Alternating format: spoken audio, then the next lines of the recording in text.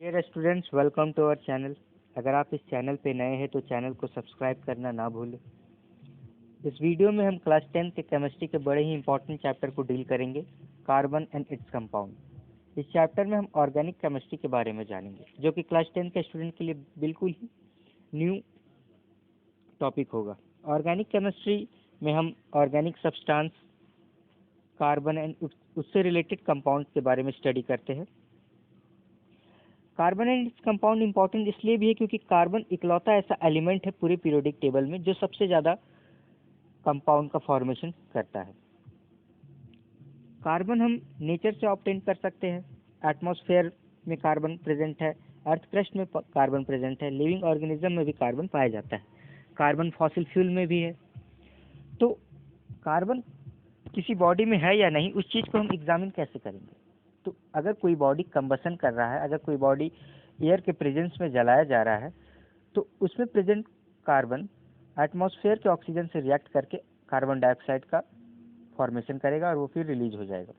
तो ऐसा बॉडी जो कंबसन के टाइम पे कार्बन डाइऑक्साइड रिलीज करे, वह बॉडी कार्बन से बना हुआ है या उस बॉडी में कार्बन प्रेजेंट है।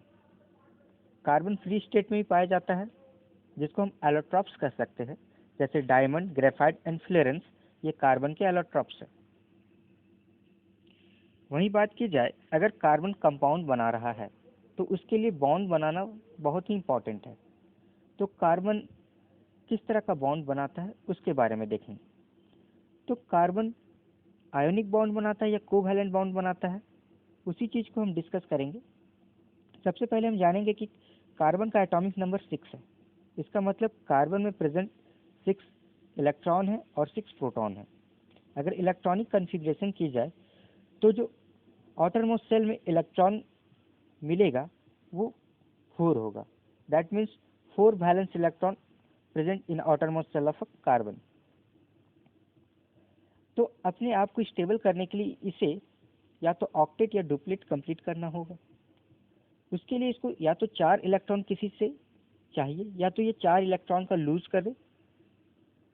तो अगर कोई एलिमेंट अपने 4 इलेक्ट्रॉन को लूज करता है तो ये 4 इलेक्ट्रॉन गेन करके इसके पास टोटल 10 इलेक्ट्रॉन हो जाएंगे और 6 प्रोटॉन। तो 6 प्रोटॉन के लिए 10 इलेक्ट्रॉन होल्ड करना बहुत ही डिफिकल्ट होगा। वहीं अगर ये 4 इलेक्ट्रॉन लूज करता है, जो कि इसको बहुत ही डिफिकल्ट है, क्योंकि कार्बन अगर 4 इलेक्ट्रॉन लूज करता है तो इसको बहुत ज़्यादा एक्सेस एनर्जी का नीड है, जो कि फुलफिल नहीं किया जा सकता।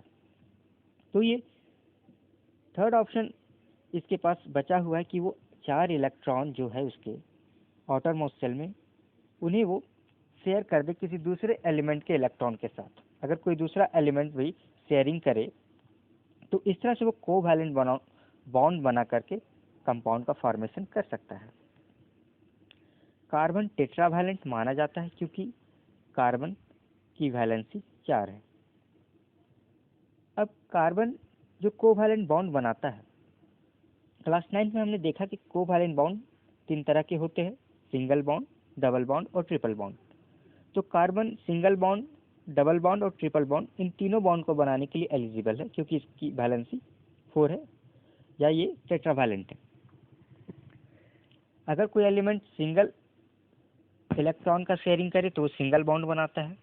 अगर कोई एलिमेंट 2 इलेक्ट्रॉन की शेयरिंग करे तो वो डबल बॉन्ड बनाता है। अगर कोई एलिमेंट 3 इलेक्ट्रॉन का शेयरिंग करे तो वो ट्रिपल बॉन्ड बनाता है। एक एग्जांपल हम लेंगे, जैसे कि ऑक्सीजन यहाँ 2 इलेक्ट्रॉन का शेयरिंग कर रहा है, दोनों ऑक्सीजन के एटम 2-2 इलेक्ट्रॉन का शेयरिंग किए तो वो O2 का फॉर्मेशन किए। वहीं नाइट्रोजन में हम देखें तो 3-3 इलेक्ट्रॉन का शेयरिंग करके वो ट्रिपल बॉन्ड बना के N2 का फॉर्मेशन किए। वहीं हमारे पास कुछ और एग्जांपल्स हैं, जैसे हाइड्रोजन, यहाँ सिंगल इलेक्ट्रॉन का शेयरिंग हुआ है दोनों हाइड्रोजन एटम के द्वारा, तो H2 का फॉर्मेशन हो रहा है। उसी तरह फ्लोरीन भी सिंगल एटम का शेयरिंग कर रहे हैं, सिंगल इलेक्ट्रॉन का शेयरिंग कर रहे हैं, और यहाँ फ्लोरीन भी F2 का फॉर्मेशन कर रहे हैं। तो जितने इलेक्ट्रॉन का शेयरिंग हुआ उस तरह के बॉन्ड बनाए जा रहे हैं इन एटम्स के द्वारा। बड़ा ही इंपॉर्टेंट टॉपिक है हमारे पास, electron dot structure. Electron dot structure, electron dot structure, electron dot structure, electron dot structure, electron dot structure, electron dot structure, electron dot structure को हम इस तरह से समझ सकते हैं। सबसे पहले हम दो इंडिविजुअल एलिमेंट ले लेंगे, जैसे कार्बन और हाइड्रोजन लिए। तो कार्बन को शेयरिंग करनी है अपने आप को स्टेबल करने के लिए, और हाइड्रोजन को भी शेयरिंग करनी है अपने आप को स्टेबल करने के लिए। तो कार्बन के जो शेयरिंग इलेक्ट्रॉन्स है उसको हम क्रॉस से दिखा रहे हैं, वहीं हाइड्रोजन के जो शेयरिंग इलेक्ट्रॉन्स है उसको हम डॉट से दिखा रहे हैं। तो कार्बन अपने इलेक्ट्रॉन्स और हाइड्रोजन के द्वारा किए गए शेयर्ड इलेक्ट्रॉन्स टोटल को लेकर के वो अपने ऑक्टेट को कंप्लीट कर रहा है और वह स्टेबल बन रहा है। वहीं हाइड्रोजन भी अपने इलेक्ट्रॉन और कार्बन के द्वारा शेयर किए गए एक इलेक्ट्रॉन को लेकर के डुप्लेट कंप्लीट कर रहा है और वह भी स्टेबल बन रहा है। तो इलेक्ट्रॉन डॉट स्ट्रक्चर में हम करते क्या है, दो एलिमेंट के इलेक्ट्रॉन के सिंबल्स को हम अलग अलग लेंगे और वो कितने एलिमेंट्स का शेयर कर रहे हैं उसको हम डॉट से रिप्रेजेंट करेंगे। यही है इलेक्ट्रॉन डॉट स्ट्रक्चर। यहाँ पे हम देख सकते हैं मीथेन CH4 को हम बॉन्ड से भी रिप्रेजेंट कर रहे हैं। सिंगल इलेक्ट्रॉन का शेयरिंग हुआ इंडिविजुअल एटम के बीच में, तो यहाँ सिंगल बॉन्ड दिख रहा है। उसी तरह से इथेन में भी वही केस लागू होता है। इस वीडियो में इतना ही। इस चैप्टर का सेकेंड पार्ट हम जल्द ही अपलोड करेंगे। अगर आप इस चैनल पे नए हैं तो इस चैनल को सब्सक्राइब करना ना भूलें, चैनल को लाइक करें और शेयर करें। Thank you.